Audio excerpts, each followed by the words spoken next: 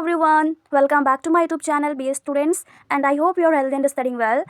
So आज जो है तो हम पढ़ेंगे एक new subject English and English ये है एमजेसी बच्चों के लिए जिनका भी मेजर सब्जेक्ट है English.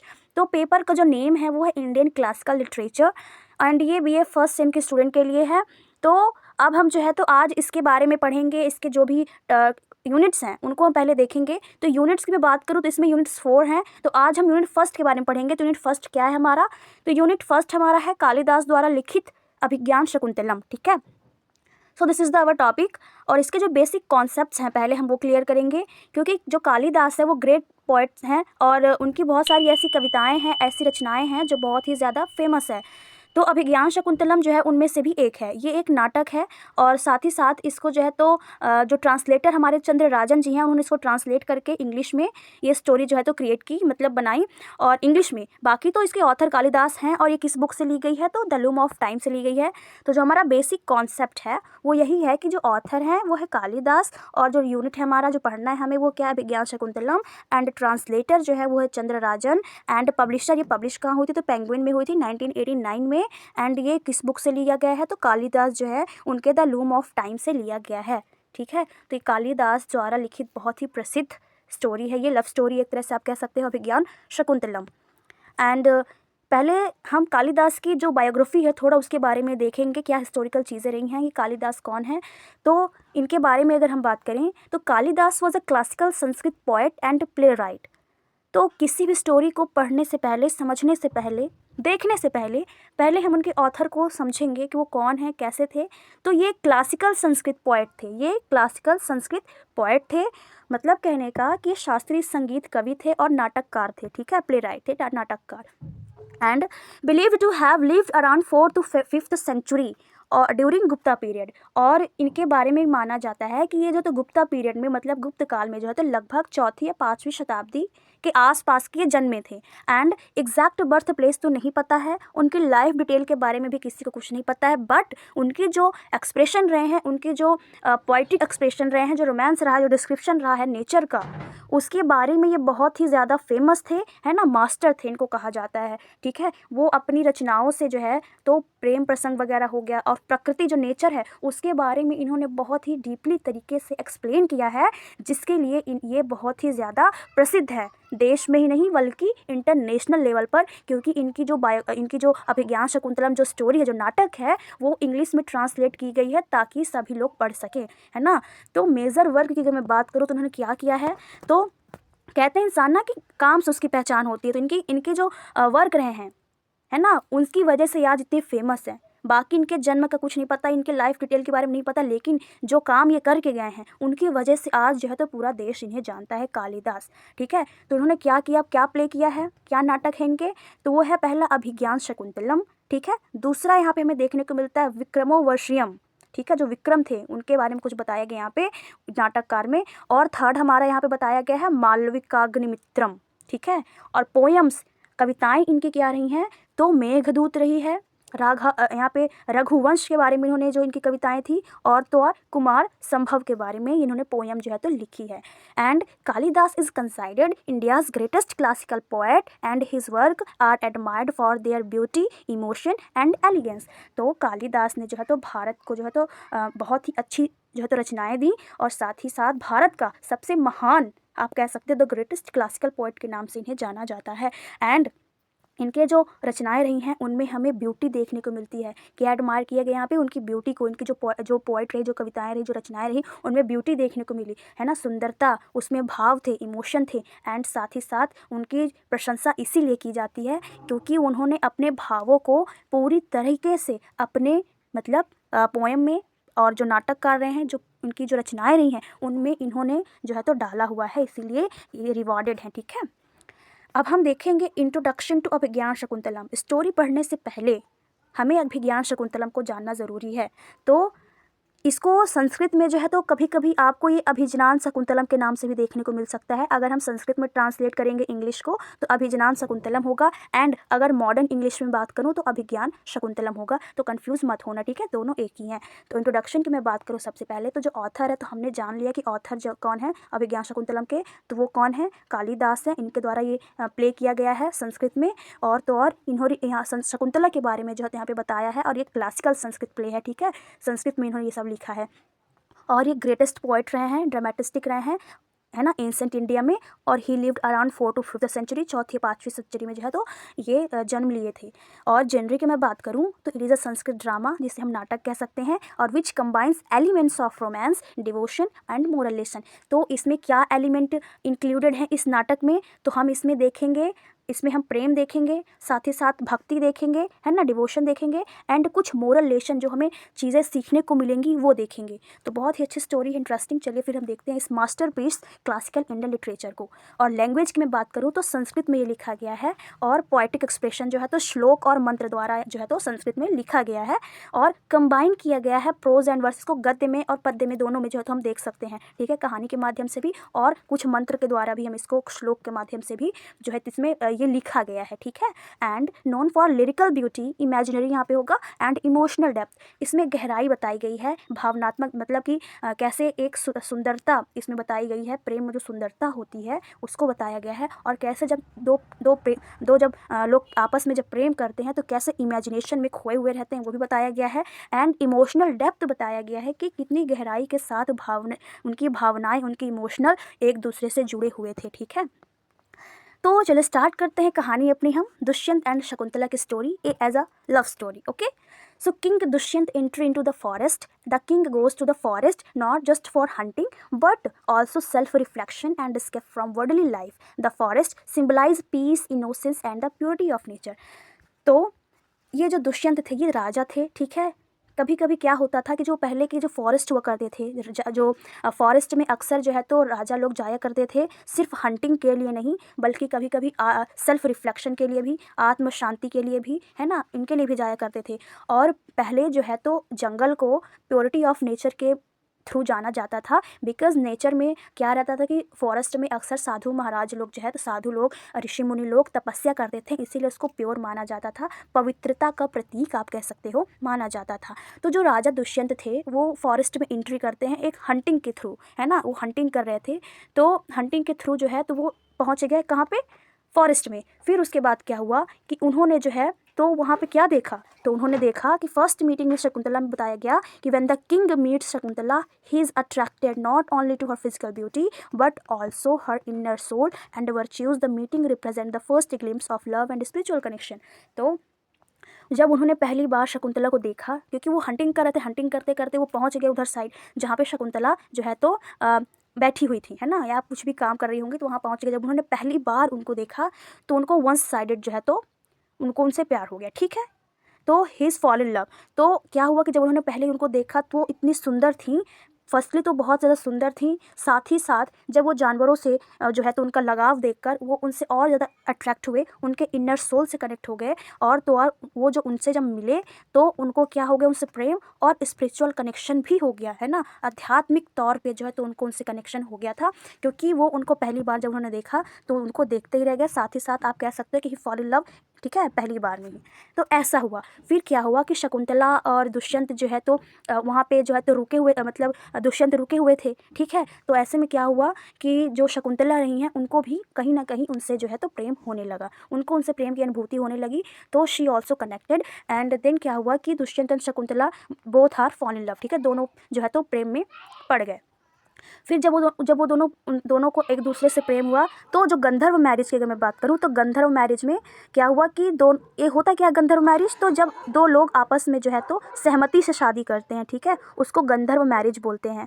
So marriage of love हुआ फिर था, ठीक है। थर्ड पैराग्राफ में बताया गया है कि their marriage is of the Gandharva type based purely in love.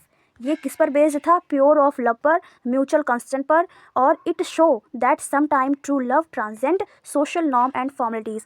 तो यहाँ पे हम एक ट्रुथ जो बोला जाए तो ट्रू लव स्टोरी के बारे में पढ़ रहे हैं, सिर्फ love story, true love story के बारे में, क्योंकि ये बहुत ही ज़्यादा हमें इसमें हमें सीखने को भी मिलते हैं।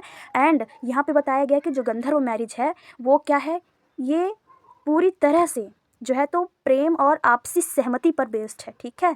और ये दर्शाने की कोशिश करता है कि कभी कभी जो सच्चा प्रेम होता है वो सामाजिक चीज़ों से जो है तो बहुत ही परे होता है ना। सोसाइटी क्या कहती है, समाज क्या कहता है, क्या समाज की धाराएं हैं, ये सारी चीज़ें उनको कोई फ़र्क नहीं पड़ता, ठीक है। वो इनसे बहुत ही परे होते हैं। ये फालतू की फॉर्मेलिटीज़ भी उन्हें पसंद नहीं होती। बस जब ये ट्रू लव होता है तो ये फिर क्या कर लेते हैं, गंधर्व मैरिज, आपस में सहमति से कमिटमेंट करके शादी करते हैं, ठीक है, दोनों लोग, शकुंतला और दुष्यंत। फिर क्या हुआ कि जो दुष्यंत थे, the promise and the ring से, ये हमारा नेक्स्ट जो पैराग्राफ में बताया गया कि the promise and the ring कैसे, तो Dushyant give Shakuntala ring as a token of his love.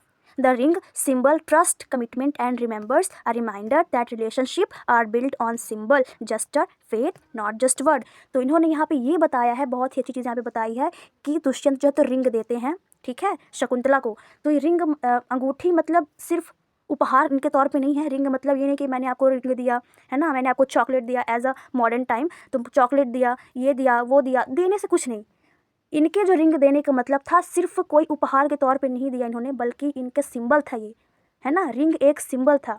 कैसे, तो उस रिंग में क्या था, ट्रस्ट था, कमिटमेंट था, ठीक है, और साथ ही साथ रिमेंबर्स मतलब कि याद करने के लिए था, है ना, कि ये मैंने आपको अंगूठी दी है तो आपको जब भी मेरी याद हो तो आप इस अंगूठी को देख लेना, ठीक है। तो जब हमें किसी जिससे हम प्रेम करते हैं अगर उसकी कोई भी चीज़ हमारे पास होती है तो वो हमारे लिए बहुत ही कीमती हो जाती है। तो ऐसा यहाँ पे बताया गया है कि वो जो रिंग थी वो दुष्यंत ने शकुंतला को दी, तो शकुंतला के लिए बहुत ही बड़ी चीज़ है, ठीक है, जिसे हम प्राइसलेस बोलते हैं।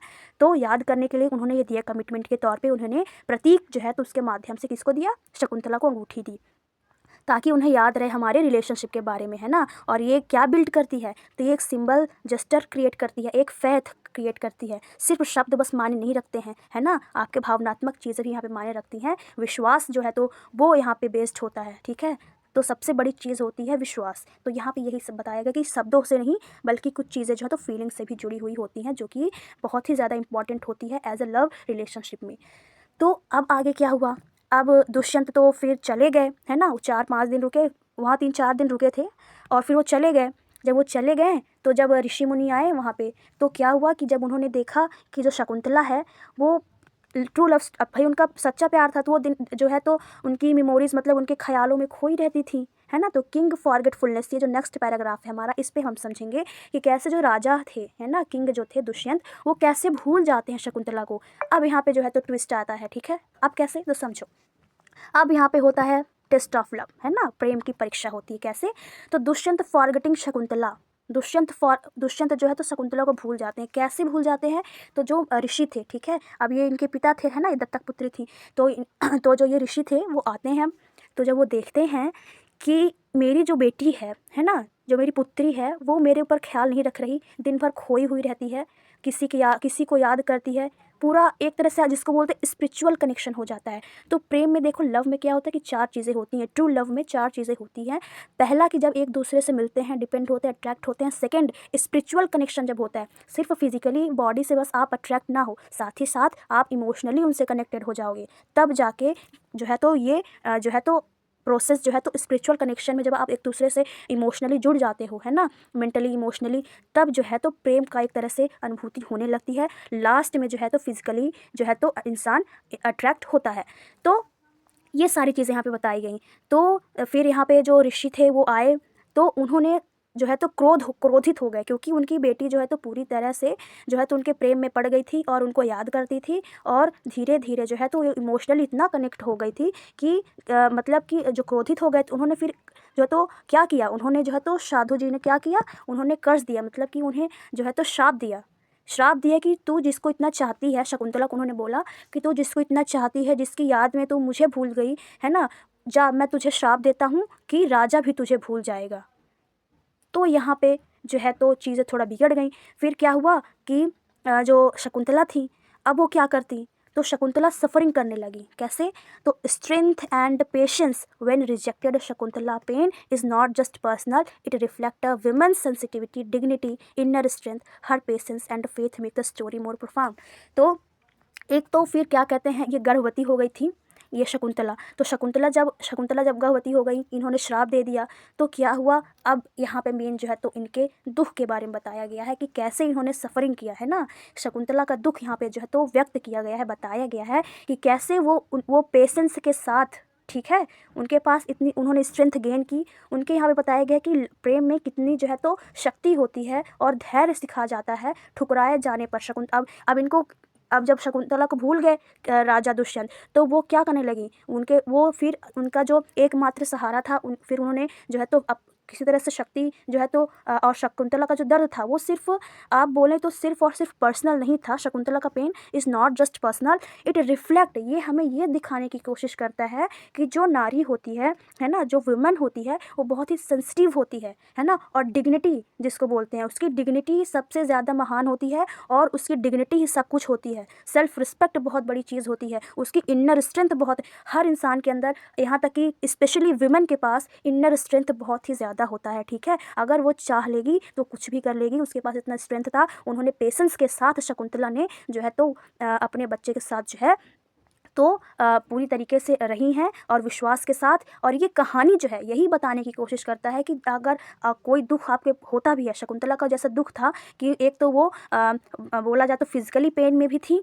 और धीरे धीरे उनके पास जो है तो बोझ भी था, क्योंकि एक तरह से बोला जाए तो सबके ताने सुनना एक स्त्री के लिए बहुत बड़ी चीज़ होती है, जो उसकी डिग्निटी के लिए इफेक्ट पड़ती है। लेकिन उनका इनर स्ट्रेंथ इतना अच्छा था, है ना, और वो इतनी ज़्यादा बोला जाए तो उनके पास धैर्य था, विश्वास था कि उन्होंने जो है तो सब काम करते हुए, फिर क्या हुआ कि नेक्स्ट जो पैराग्राफ में बताया गया है ना, तो उसमें रिटर्न ऑफ द रिंग के बारे में बताया गया है कि अब भाई उन्हें जो है तो ये याद आया कि जो ऋषि थे उन्होंने श्राप तो दिया था कि जब ये सब देखे, जब ऋषि ने देखा कि मेरी बेटी जो है तो आखिरकार, जब उनको पता चला ऋषि को कि इन दोनों की जो है तो गंधर्व मैरिज हुई है, ऋषि को पता चला, ऋषि मुनि जो थे उनको पता चल गया कि इन दोनों का गंधर्व मैरिज हुआ है, तो फिर इन्होंने कहा कि अपने श्राप को तो पहले नहीं तोड़ा जा सकता था, एक बार दे दो। तो फिर इन्होंने कहा कि ठीक है, अगर कोई ऐसी वस्तु, ऐसी कोई चीज़ तुम्हारे पास अगर तुम्हारे मतलब दुष्यंत की है ना, तो वो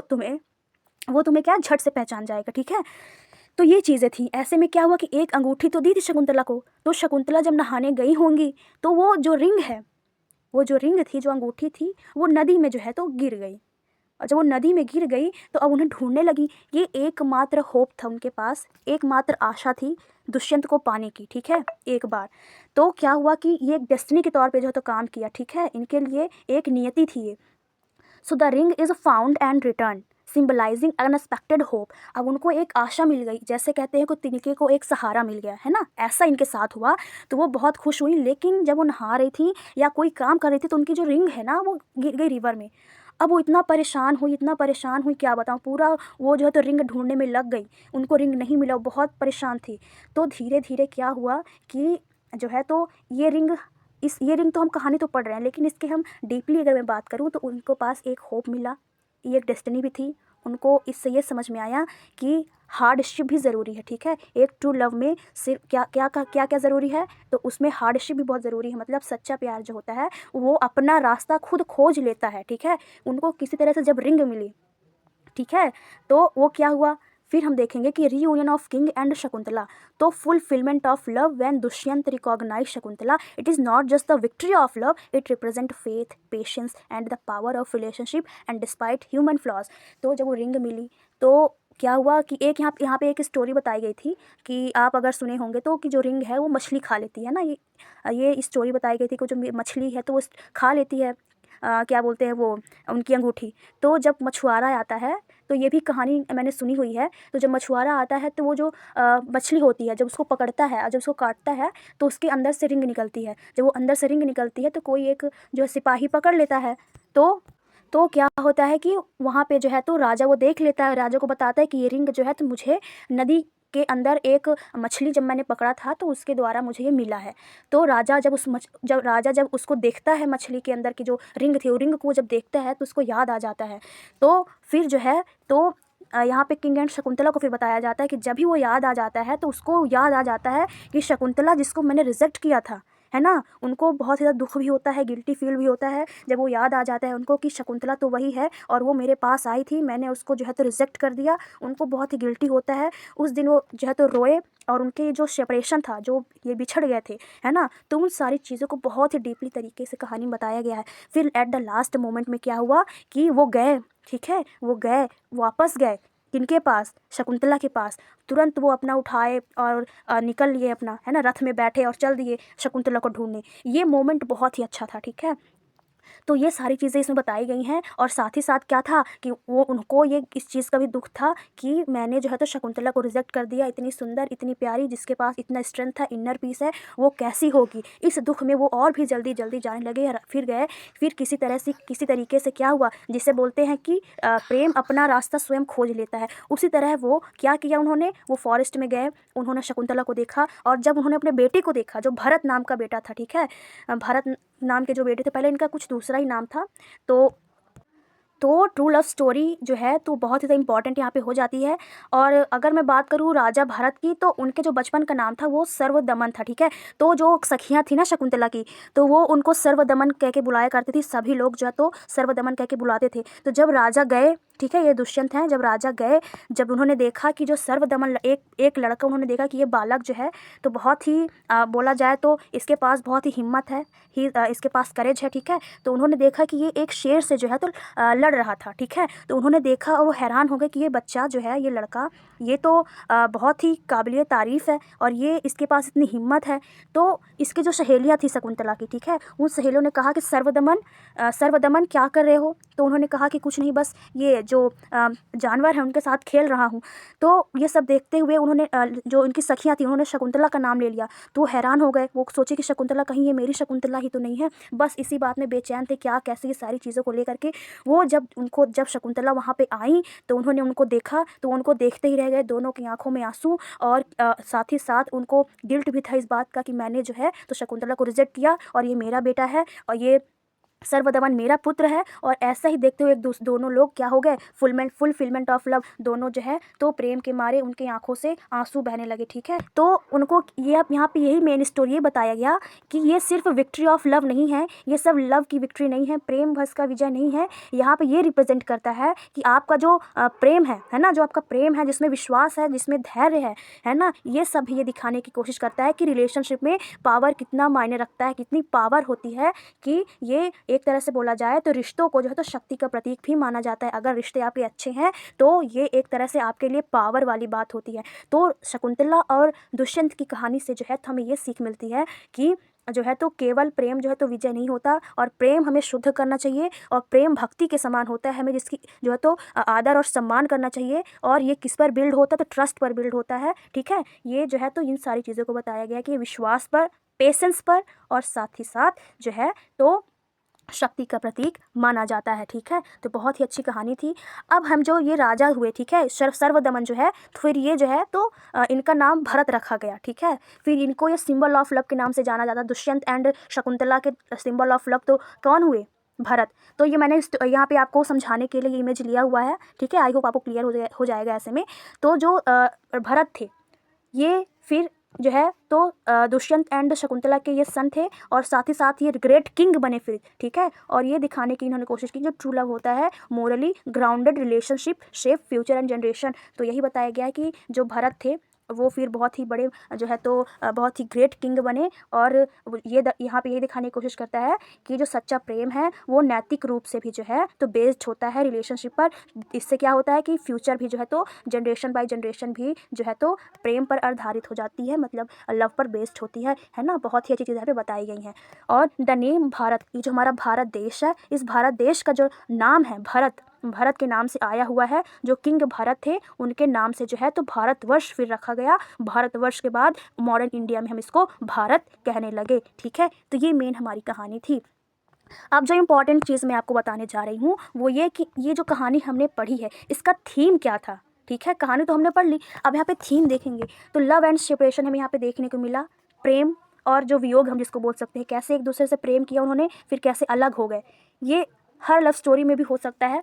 तो यहाँ पे ये बताया गया कि show the trial and the beauty of true love. यहाँ पे सच्चा प्रेम जो है तो बहुत कठिनाई से मिलता है लेकिन सुंदरता को दर्शाता है, ठीक है। चाहे चाहे लव जो है तो 1 मिनट के लिए मिले, लेकिन उसमें बहुत ही सुंदरता होती है, बहुत ही गहराई भी होती है ना प्रेम में। एंड फेट एंड डेस्टिनी भी बताया गया है कि कैसे भाग्य और नियति ने इन्हें मिलाया दोबारा, है ना। Illustrate how divine forces guide human life में भी जो है तो यही सारी चीज़ें बताई जाती हैं कि जीवन का मार्गदर्शन जो है तो कब कैसे नियति पर और भाग्य पर, इस पर भी जो है तो होता है ना। एक ह्यूमन लाइफ का डिपेंड होता है इसमें। एंड वर्च्यू एंड पेशेंस बताया गया कि जो भी पेशेंस के साथ शकुंतला ने, जैसे शकुंतला ने पेशेंस रखा है ना, प्योरिटी उनके अंदर थी, है ना। ये सारी चीज़ें बताई गई हैं, यही इनका सेंट्रल पॉइंट था, प्योरिटी।